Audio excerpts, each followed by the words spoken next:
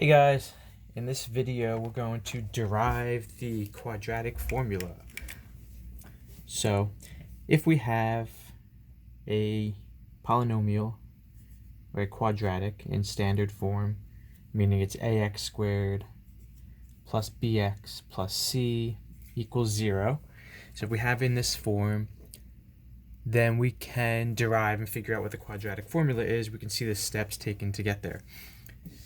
So in this formula, a, b, and c, they all can be any numbers, except a cannot be equal to 0, otherwise it would just be a linear relationship. So a is any number that is not 0, and b and c, this will work for any possible values.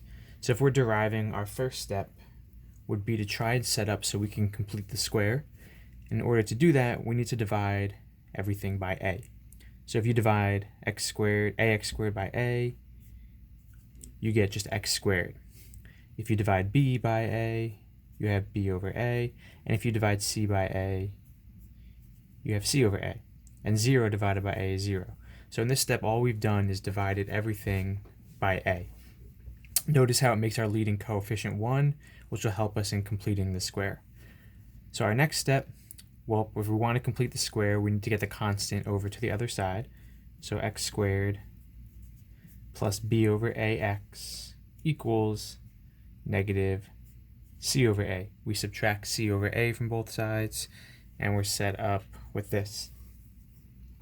So now if we want to complete the square here, our b term, our coefficient in front of that x, is b over a. So in order to complete the square, like we've talked about, you take the coefficient in front of the x here, you take half of it and square it. Well, half of b over a times 1/2 would be b over 2a if you multiply this out. And since we have to square that to complete the square, you would end up with b squared over 4a squared. This is that coefficient, half of it squared. So this is what we need to add to both sides of the equation to make the left side a perfect square. So x squared plus b over ax plus this down here, b squared over 4a squared equals, and we're going to have negative c over a plus this whole thing.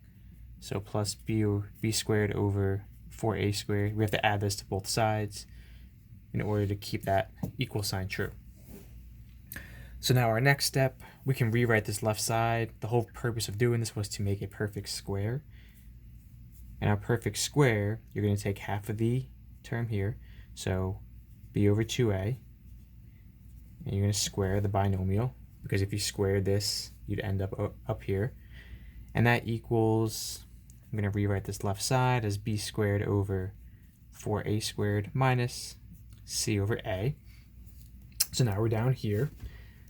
And let's clean up this right side a little bit. Let's try to get a common denominator and see if we can combine terms. So we'll leave the left the same, and the right side, to get a common denominator, you're close on the bottom, you have 4a squared, you have a here, so you can find a common denominator of 4a squared. And to do that over here, you have to multiply by 4a. That'll get you the 4a squared on the bottom. So you're going to have b squared over 4a squared minus, so multiply by 4a. On the bottom, you have 4a squared. On the top, you have 4ac. And you might notice something kind of coming into light here. If we simplify that right side, you're going to end up with b squared minus 4ac. It's an important part of the quadratic formula, all over 4a squared. Now your next step, our goal is really to isolate x. So we want to get x by itself. We're going to have to take the square root of both sides.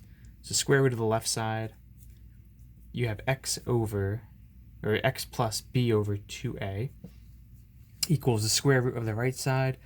So when you're taking the square root of a fraction, you take the square root of the top, b squared minus 4ac over the square root of the bottom, square root of 4a squared. This down here will simplify. Square root of 4a squared, that's equal to 2a. So we're going to go ahead and we're going to simplify that. That's equal to 2a. And we're getting really close. In order to get x by itself, all we have to do is move this term over. So x equals negative b over 2a. And we should have had a plus or minus here because we took the square root. So plus or minus the square root of b squared minus 4ac all over 2a. And we can combine this together.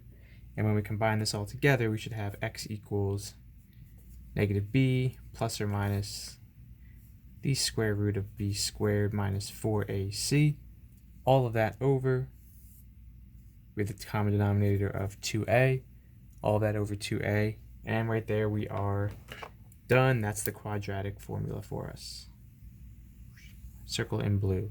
So the opposite of b plus or minus the square root of b squared minus 4ac, that's your radican here, all over 2a. And just like that, we are done. So that's how you could derive the quadratic formula. Long process. Really, you're just completing the square and then trying to isolate x.